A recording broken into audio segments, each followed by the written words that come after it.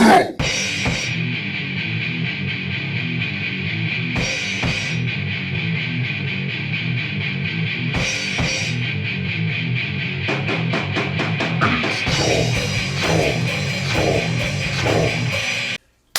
here we are talking with Loris from the band Ultra Violence.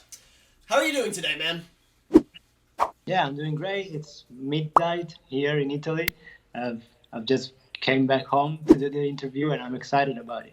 Well, we are so happy you are joining us. So you know what? It's an honor. We've been listening to your music. It is absolutely amazing. We just did a reaction to your song, "The Storm," and oh my God, dude, you guys put all your energy and all your experience into that song. Thank you, man. Yeah, I saw the reaction, and I was really happy about the way you reacted, to be honest. And on that note, I'm hearing you're up at like 12 in the morning your time. Yes, they're at midnight. Jesus, man. Yeah, it's okay. I'm a nocturnal guy. Yeah, you stay up all night like a bat, right? No, maybe all night, but yeah, I don't go. I don't go to bed very early. You go to sleep later than me. Jesus, man. Okay, so I have to say one thing that is Loris your name? Like, is it your birth name? Yes. Okay, because that is one of the most heavy metal names I've ever heard in my life.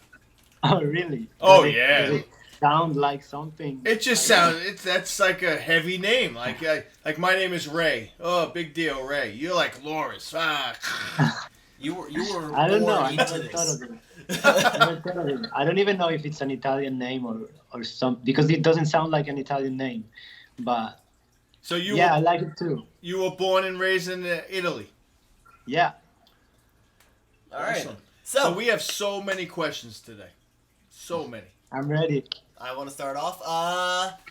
So Ultraviolence. He kept saying he heard of an Ultraviolence from like the 90s. So our question is, was this a band before you joined, or are you the founder of this new band? What's the situation? I am the founder of the band, and we started in 2009. And so, do you remember? I mean, there are other ultraviolences. One of the things you might remember is the album from the band Death Angel. It's called The Ultraviolence. That's where I heard it. Yes. Right. Yes. I'm like, I know growing up in 1993, I'm like, I know that I've heard this name before.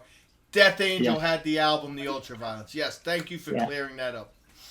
It's their debut album, and I know it too. Yeah, that's not why we got the name. We didn't take it from the album, even though we used to play thrash metal, and we are big thrash metal fans. Oh, yeah. The actual name of the band, we took it from the movie A Clockwork Orange, and that's why also our first 3 albums, they have the cover art based on the Drugs, Clockwork Orange themes, and we took it from there. We also noticed that, like, your new album, I don't know, maybe everything starts with the storm, the ocean, the. You have a million the. So, like, what's so special about the word the? Nothing. It's just that it was like we started writing the new songs for this new EP that came out, and I don't remember where it started, but I started giving titles to the songs, and we got like The Storm, and then we got The Ocean, and then I was like, now if I'm gonna have like 2 songs named this way, the other songs are gonna sound weird, so maybe let's keep a theme and find a title that works for every song. And so The End came, and it was like I heard the chorus, and I was like, there's no way this is not gonna be called The End, because it's literally what the song says. So at some point I felt like I had to complete this thing, because otherwise just having 2 songs with a different kind of title would make me, I don't know, I didn't like that. So we kept it as a theme for the new EP. So every song is the. Yeah. It all just bounces Yeah, it's off. 5 together. songs. Yeah. It's 5 songs in the end, so it wasn't that crazy. Okay, well, okay. that's just something we noticed, and I was like, that's pretty cool that everything had the. Yeah, it got. I remember it got like some of our friends got a little confused, and now when they talk about a song, they say like, "Yeah, the pain." No, I mean the ocean. No, I mean the end, and it gets a little confusing because they look similar, but it's just 5 songs, so we wanted to give like this look to the track list. Okay. Listen, that's okay because when you look up our channel, the Nobodies, it's why we changed our channel name a little bit. When you look up the Nobodies, you either get a Marilyn Manson video or a wrestling reaction channel. So Yeah, so we had to put reacts. yeah, Yeah. we're used to it. We understand the whole naming scheme. Yeah, absolutely. And now I'm also pissed because like a few years after we started the band and we called ourselves Ultraviolence, a big pop artist, which is Lana Del Rey, she released an album called Ultraviolence. Oh, And now every time you search for Ultraviolence on the web, she comes out. We are nowhere to be found because she's so popular. But we didn't want to change the name, so Such is we life. got no. we gotta even work harder because of this, and we gotta have to become bigger of Lander Ray one day. But honestly, I would love to have a collaboration with her one day. Yeah, right. Absolutely. God, you know That would what? make Maybe sense. maybe we could throw it out there when we put this video out. We'll tag her, we'll add her, and yeah, we'll definitely try to help. That We would got be you. awesome. We got you. So we see that you have been a thrash metal band. Who are some of your biggest influences in the thrash metal scene? Oh yeah, I'm sure you're gonna know all of them. So bands like Testament, Exodus, and Anthrax, Metallica, of course, and Slayer, and Megadeth, and all those bands that came out of the 80s and developed through the 90s. We were so inspired by them because when we started the band, we were 15, and we used to go back and listen to that old music, and we were so excited about that style that was going on when we weren't even the new bands of our generation that started doing thrash metal, like Havoc, Warbringer, and those kind of bands. And we decided that that was the style that we loved the most. So we started playing that style. As soon as we were able to play the instrument, like good enough to write something like that, and we based our first EP and our first 3 albums. We used that style to write them, and we got a little bit more like try to find our own sound out of all those influences. And I think that with the last thrash metal album that we did, which is Operation Misdirection, we really found like our own style. And then we decided to switch because we got bored. Well, you know what? Honestly, thrash metal. I remember growing up. My mother used to scream in the room, "Why does every song sound exactly the same?" You know, it's like you've been listening to the same song for 6 hours. So I completely understand. Listen, I could listen to your music and 100% notice every song that's different because I love thrash but I do understand what you're saying. Okay, but like on that note, then, did you have any influences that led to this new style that you put in your most recent album? Yeah, absolutely. Yeah, the reason why it was, like I said, boredom mostly, but also not because we don't like the style. We still love the style Yeah. and we respect the bands. It was just a need to feel more creative and try new things and see if we could like do something new that we never heard coming from us. And it was more exciting to get into the studio with that way of thinking. And some bands that really influenced our change of style, first of all, Bring Me the Horizon. I think it's the band that mostly influenced this change because I love the band, and I love how every album they put out sounds different. Doesn't matter if it's pop or rock or metal, they always find a way to like give the audience something new, and they put their spin on it. And I like that attitude and I like that way of thinking. And that's one of the main influences. Also, a band called Bad Omens, which uh, yeah, I love them, and also their guitar player. I got in contact with him. He's from LA. I mean, he's Swedish, but Swedish. How do you say that? Yeah. And he lives in LA, and he produced our new EP. We got to work together on the songs, and we wrote and produced the 5 songs together from Italy to LA, back and forth through emails and projects. And so they're one of the bands that also really influenced this. Also, like the bands that got like right in the middle between the style that we do now and the thrash metal style. Some bands like Trivium or Machine Head, they also helped us to like understand how we wanted to sound. I got way You too excited just when picked you out some of the biggest bands. Good for you, man. Because I'm telling you, the storm. When we reacted to the storm, we were just sitting there going, dude, these guys know what the hell they're doing. Man. Like you guys got so much talent. It's insane, and it really is. So when did you discover your love for music? Um, I remember being in middle school, and I don't know. I started listening to Italian rock bands from that time. They were playing some kind of punk rock, pop punk. That side was really going strong in that period, even in Italy. And I remember starting being interested in guitars and that style of music, and I wanted to start playing guitar. Then I got so like obsessed with the PlayStation game Guitar Hero 2. Oh, I had Guitar Hero 2. we did 3. And, okay.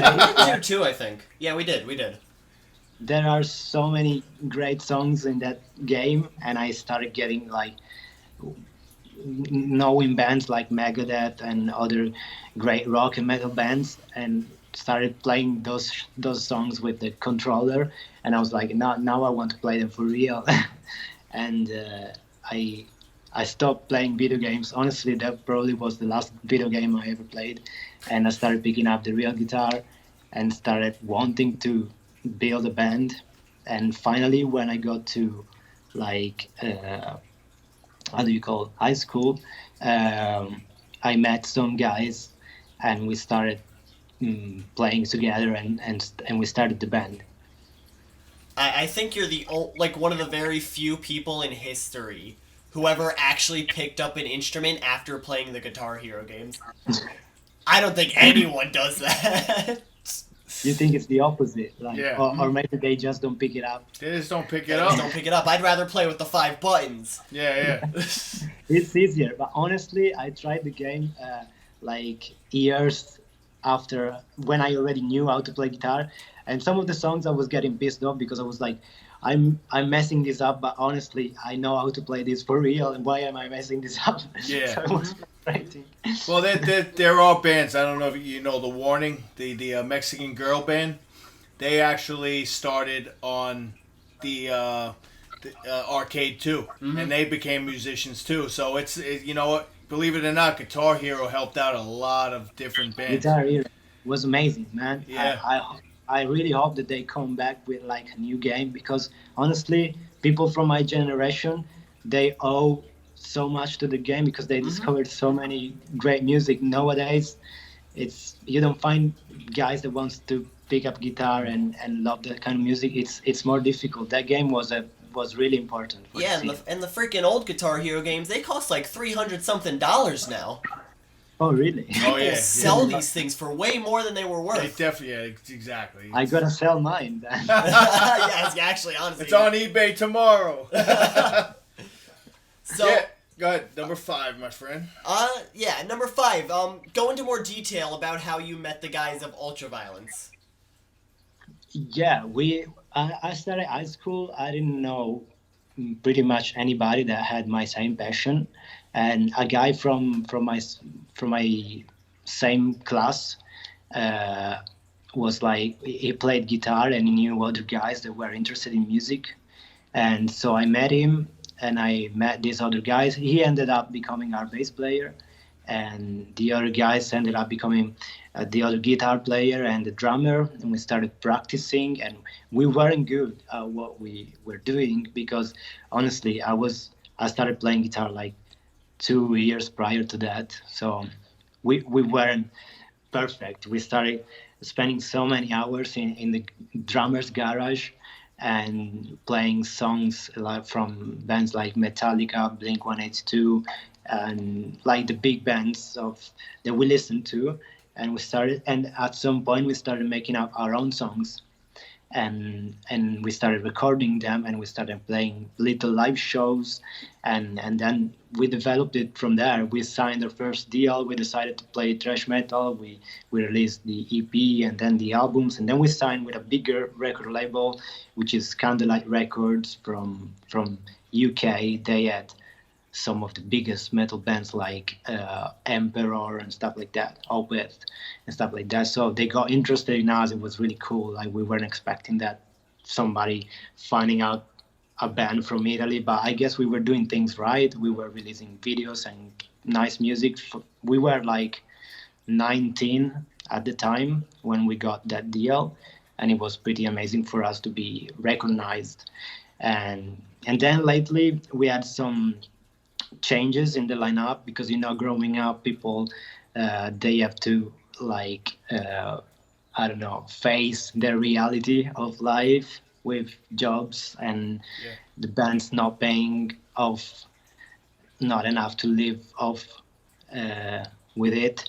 And now we decided to go independent completely with no record labels. We want to make sure to have complete control over our music and over our decisions, our style, and everything. And we've been independent for 2 or 3 years now, and it's never went so well. We're so happy with it.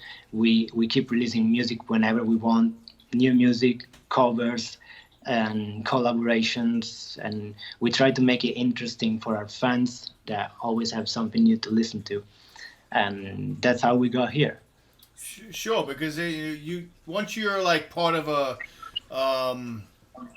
what is it called? Like once you're owned by somebody, you have to dress like they want you to dress. Well, they tell No, you well, how your song should sound. There's a whole bunch of it different things. wasn't that strict. Like the record label wasn't telling us how to dress and how to Okay, sound, good, good, good. but there was a good amount of our songs and how their release would develop that was owned by them. And it was, you know as a band we also really care about the image and the impact and how the things are released, and so maybe about teasers and like little details and stuff like that, and you cannot do that Got if it. you're with a label. They take care of other things, and sometimes they mess up something that for them it's nothing and for you it's important. So we prefer to have it this way. And also I forgot to mention, we toured Europe a couple times during the years, and we played a couple shows in Japan. And yeah, we just want to come to the States and tour over there too, but we were kind of getting there, but then COVID happened, and now we've been stuck here for 2 years. Yeah. Well, you can come back now. Listen, whenever We're you o- come back, we're open. we will be there. You guys are insane. Yes, I want to be on the backstage of your tour, man. Yeah, you guys would be welcome, honestly. But what we're waiting for is like an offer from like a bigger band taking us on tour Sure. with them. Sure, Because sure. wouldn't make sense for us to come to the States and like headline a tour. It would be such a loss. It Yeah, would be. if you'd We're have. not. We're not at this moment. We're not uh, big enough as a band to be known in different cities in the States, and it was like something we would not be like great strategists in doing. We're waiting for the right offer, but I'm sure that when it's gonna present itself, we're gonna take it. Absolutely. I think you're downselling yourself, but you know what? If that's what you think, I think you could headline a small club tour. I really do. Absolutely. Thank you, I appreciate it. So, since being signed, how many studio albums do you have? We have three three full length albums and two EPs. And what are they called? This is your moment to advertise yourself. So the first EP was like really raw. We didn't know what we were doing, but some of our fans they say that it's the coolest thing that we've ever put out, and it's called Wild Crash. And I feel weird going back to to that EP because I listened to it and I'm like, what were we trying to do? But it's cool in a way. I'm proud of it, and even the lyrics, honestly, for me and us being Italian, here in Italy, we don't learn English easily. Like at school, it sucks. If you want to learn it, you have to do it yourself. There's nobody that has my age here in Italy. Like I can tell you, like 3% of guys my age knows English the way I do. I was gonna say because your English is amazing. I was gonna say. thank you. That it helps also that my girlfriend is from UK, so we Well, there speak you go. English all the time. But yeah, I really had a hard time getting to this level, and also was worried because I needed to write lyrics. And when I go back and I used to like write them in Italian and translate them with Google Translate and stuff like that. I just needed to get the songs out. And when I go back and listen to the lyrics, my pronunciation and the way they're written, some of them they don't make any sense. But it's cool for that reason. And then we had our debut album, which was really a breakthrough album for us. It's called Privilege to Overcome, and it's just pissed. Like it's really pissed as an album. It's like we just wanted to, the name Ultraviolence. If I have to like say, I don't know, represent it with an album, it would be that one. Then we got a little more like complicated and almost proggy with the next album, which is Deflect the Flow. And then, as I said before, we tried to find our own sound with our last thrash metal album, which is Operation Misdirection. The last EP, the one that you guys listen The Storm from, it's called Beyond. All right. It's yeah. I've been listening to all your music. I sit in 2 hours of traffic every day coming home, and I listen to everything on YouTube. So how many tracks and how many videos that you got? I've heard it all, and you know what? You guys were a kick-ass thrash band. Like really, Thank like you. it brought me back. It brought me back to my high school years, man. Like you guys sounded, you were tight. Thank Tight. you. Yeah, we love that. And also, I don't know, maybe you don't know this, but since we changed the style, a lot of our fans, because we really had built up like a really strong fan base in the Yeah. thrash metal world, and a lot of them they weren't happy at all, as you can imagine. I've read a with our bunch of change comments. because- We have seen some comments. We've seen the comments like "Rest in peace, thrash." Yeah, because it's a cool thing that I mean, uh, a part of it, it's cool that the thrash metal fans are so attached to the bands and to the style, because honestly when we were into that scene, we felt really supported. Like everybody that was coming to the shows, buying the t-shirts, buying the CDs, ordering the vinyls from our website. It was really cool to be into that. But there's a downside, which is there, that those the majority of the thrash metal fans are really a little close-minded, Hundred if I percent. have to be honest. And 100%. it's not the way we are, and it's not the way we like to be. So I can love thrash metal as you do, I'm sure, and I can also love to play and write a song like The Storm, which is not thrash metal at all, but I want to be able to do that because it's my expression. It's what I want to put out as a musician, as an artist, and so I forgot what I was trying to say. What you're Yeah, trying to say, I'm going to say it for you. To all the freaking thrash metal fans of Ultraviolence, listen to their new music because you know what? It is amazing. And if you can't understand the new music, then you just need to stop listening to music. Oh shit! Does Okay, that help you? said it. That's one way to put it. Yeah. Their No, honestly, new music is awesome. That's it. I don't care what you. If you like their music old, you're gonna like their new music new. Did that help? Yeah, no, actually, I remember what I was trying to say, and it is that it's not like if we did this change, we are not proud anymore of what we did so far. Because some of the people, they reacted that way. They were like, you betrayed your legacy. And I was like, Stop. it's my music. I love it. I brought it. And if it's out there, it's because I'm really proud of it. It's not like I changed and now I despise it. It's like Yeah. I'm happy. If you tell me that you hate the new EP but you loved everything that we did before, I'm still grateful to you because it's still my music.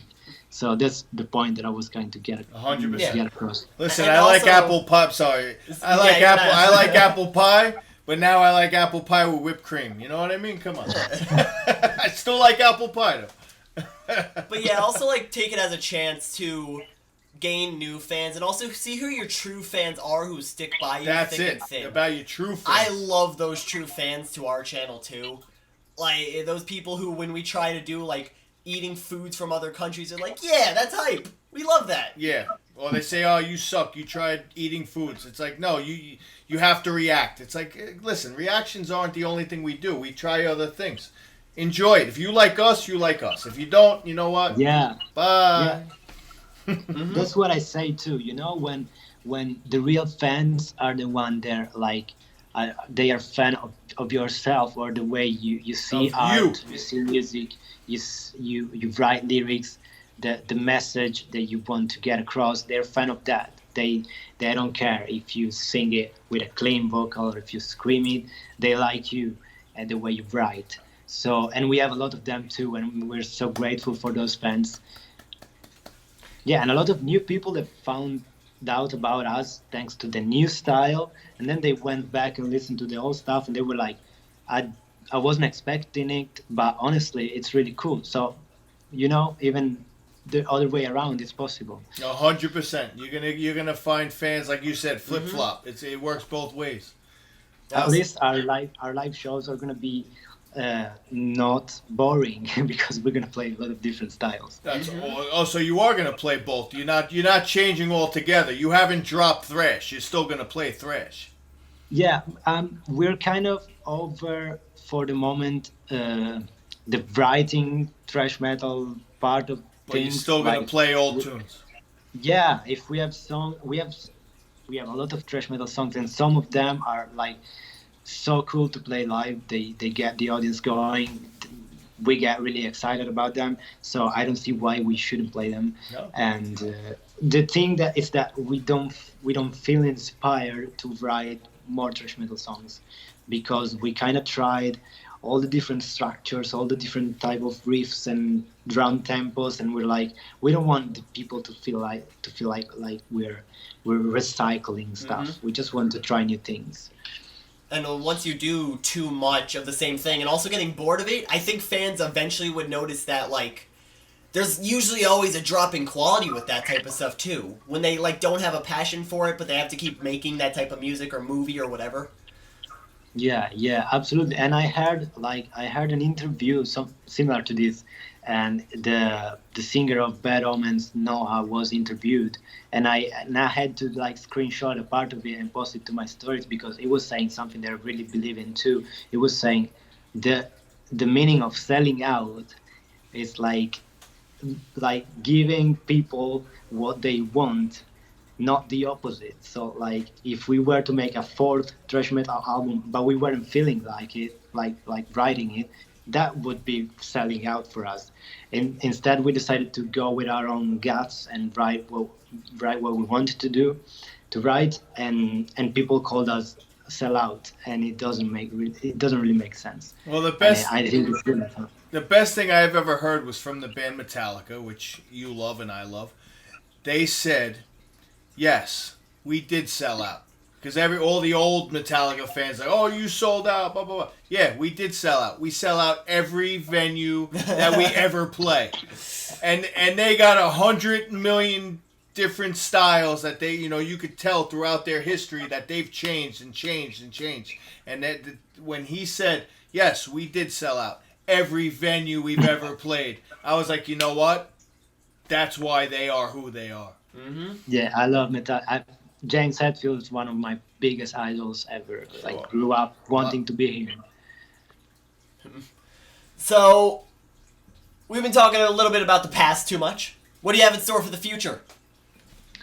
We're constantly writing new stuff and also trying new type of sounds because our evolution isn't like stopping here with the change of style. We want to continue experimenting and see where it takes us because we want to be excited and we don't even want to know ourselves where we're going.